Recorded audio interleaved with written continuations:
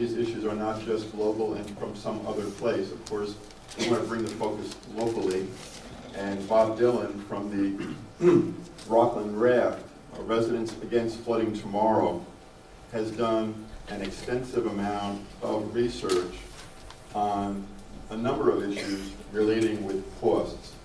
And as Bob will explain, those costs have changed dramatically over the last 2.5 years since this desalinization plant was proposed originally. They've increased quite substantially, and Bob will explain more about that.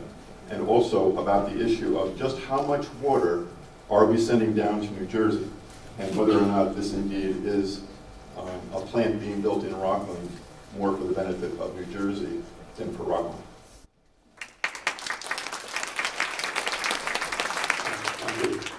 First, I have to acknowledge former Rockland County legislator Phil Bosco, who is here tonight, and he is instrumental in getting me involved in water issues, starting in West Nyack and then broader sense.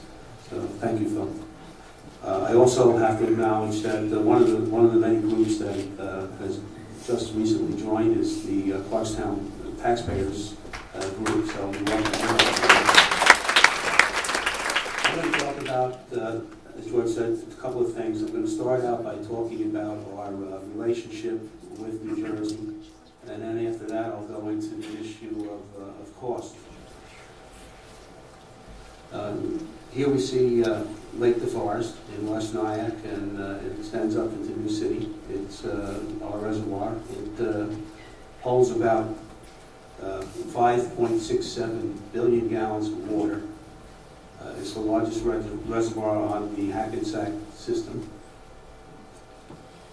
Lake DeForest was permitted on July 23rd, 1952. And when it was permitted, the permit stipulated that it was for the sole benefit of the citizens of Rockland County. And the only benefit of the citizens of New Jersey was the incidental benefit of a regulated flow of the river.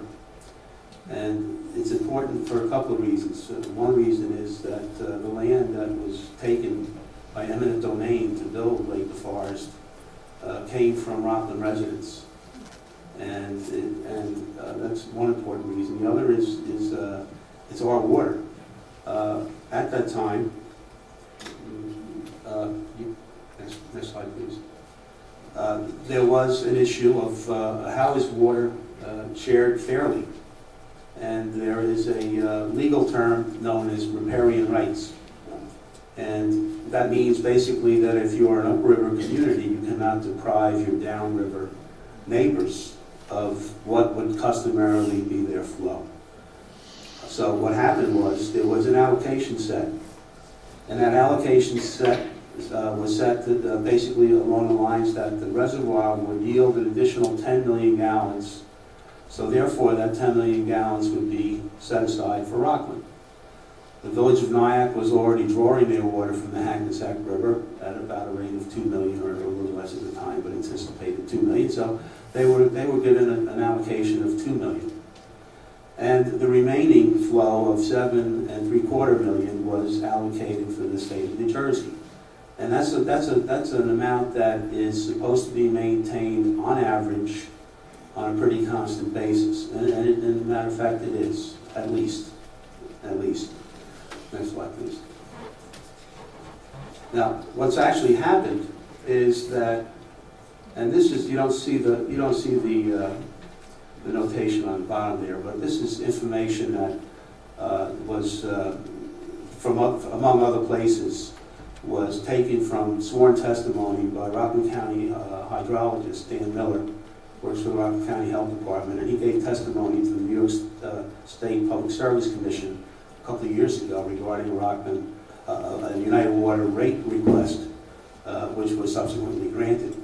So that's the source. You don't see it here, but to point out that that's the source of the documentation for these figures. According to Dr. Dan Miller, what's happened over time. One second. is that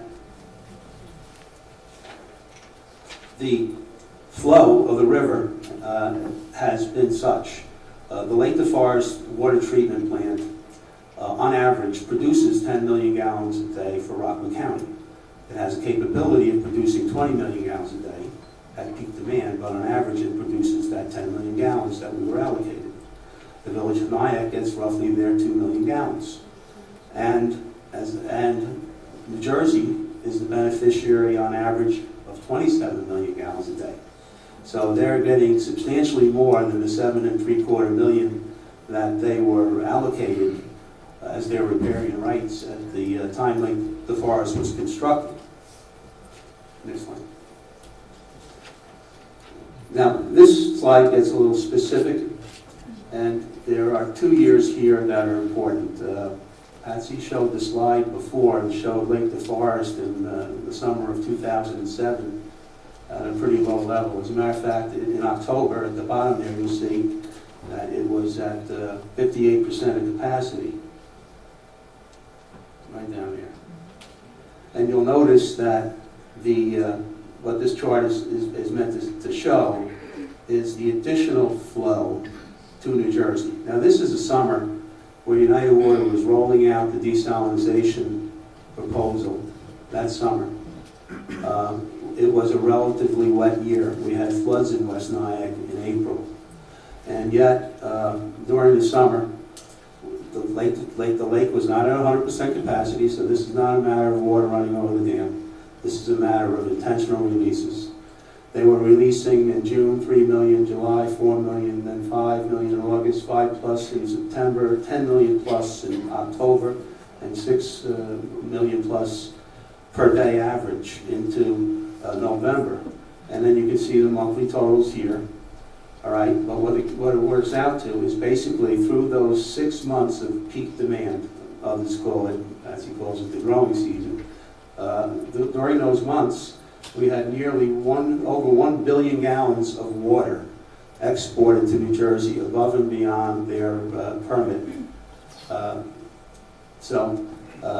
Lake DeForest, by the end of October or mid-October, fell to 58% of capacity. In contrast, we'll go over to 2010. That was 2 summers ago. We had we had normal rain in January, February, and March. April, May, June, July, halfway into August, we had below average rainfall. We had record high temperatures, and we had peak demand or peak production by United Water on July 25th, 2010. They produced 55 million gallons of water in one day, and our average production for United Water is about 33 million gallons. So it was a summer where the water resources were stressed. However, after being fined by the New York State DEC for the releases that they did in 2007, they substantially, not completely, but substantially came into compliance with the permit. And what you saw in 2010 was that releases in June were about 2 million over what is permitted. July was about 500,000 a day over. August, 7.5. September, a quarter of a million, and October, 2.8 million or 2.9 million. Now, there is something about August. In August, the reservoirs in New Jersey fell below 50% of capacity. And when that happens, we are required in Rockland to release more of our water to New Jersey. Not just 7.75 million gallons a day, but as much as 25 million gallons a day, which can quickly deplete our water resources. And that did happen in August of 2010. But despite all of that, you see at the bottom that our percentage of capacity of Lake DeForest, June 93%, July 83%, August 74%, 74% in September, and 87% in October. Which, and you saw basically instead of 1 billion gallons of water excess being exported, about 392 million gallons additional being exported. And I think this makes the case that our water resources are more abundant than we previously thought. And this in conjunction with the U.S. Geological Survey study, which Patsy spoke of, which was only released a little more than a year ago, are two important pieces of information that the Public Service Commission did not consider when they mandated and ordered United Water in 2006 to develop additional water resources. They didn't have this information, or if they did, they didn't consider it. So that's very important. Next slide, please. Now, this is where we could be. We could, as a matter of allocation, be producing 20 million gallons a day from Lake DeForest. We could be sending NIAC 2 million gallons a day, and then share 17 million gallons a day with our neighbors in New Jersey, 10 million gallons more than their original allocation.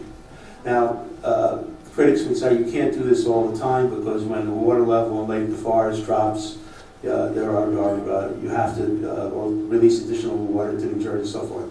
But what United Water says in their draft environmental impact statement, in some of the alternatives that they've studied, allegedly, was that by producing more water from Lake DeForest, you could arrest our well fields, you could arrest the bedrock aquifer wells, and you could arrest the wells in the Ramapo well field. So if they're able to arrest those resources when water is in abundance in Lake DeForest, you then have more of the resource available on a global basis. Next. Now I'm going to get into cost. Because of this rate case of 2006 and the mandate United Water has to develop additional water resources, they've decided to go with the desalinization. Now, when they rolled the project out in January 2007, the number that was thrown around a lot was 79 million. But the 79 million that was thrown around was only the phase 1 and phase 2 of the project. There are 3 phases of the project. Phase 1 would be 2.5 million gallons of production. Phase 2 would bring it up to 5 million, and phase 3 is 7.5 million. Now, the phase 3 cost at the time was put at 98 million. In January of 2010, in this very auditorium, the United Water General Manager said, well, now it looks like it's going to be 116.5 million. In testimony, sworn testimony to the Public Service Commission in March of 2010, the price went up to 140 million. Now they're saying that the price will be something like 139.2 million to 189.3 million. All right, so the price keeps going up. It's hard when you look at the draft environmental impact statement, and I've studied it pretty extensively. If you look for numbers on what the operation will cost, you will go to a section that is referred to as phasing and project cost. Now, that's the number that you see in all the literature that they've been nailing out. And that number is pegged at something like $5.6 million a year in what they call phasing and project costs. That's not the true number, because there are other expenses involved in running a business and in paying returns to your shareholders. So that's one part of the picture, the $5.6 million for estimated annual life cycle costs, as I refer to it. They promised to pay the North Rockland area $6.34 million a year eventually. Their ratepayers are entitled to a return on their investment of $190 million, which would come out to about $5.8 million a year. Then you have depreciation on the investment, which would be about $9.5 million. Personnel expenses, $1.4 million. And you get up to about $31 million. If you go through the document and pull out all the information from various areas of the document, you easily get up to $31 million. And there are many things that are not even considered in that $31 million figure. So the cost is certain to continue to increase The coalition has asked for additional time to study this. It's a 4,000-page long document. It takes a lot of work to get into it. It takes not just ambitious volunteers, but it takes experts to really dig through this and get accurate determinations of the cost. But one thing is certain, that the cost will be much greater than United Water has proposed. Thank you.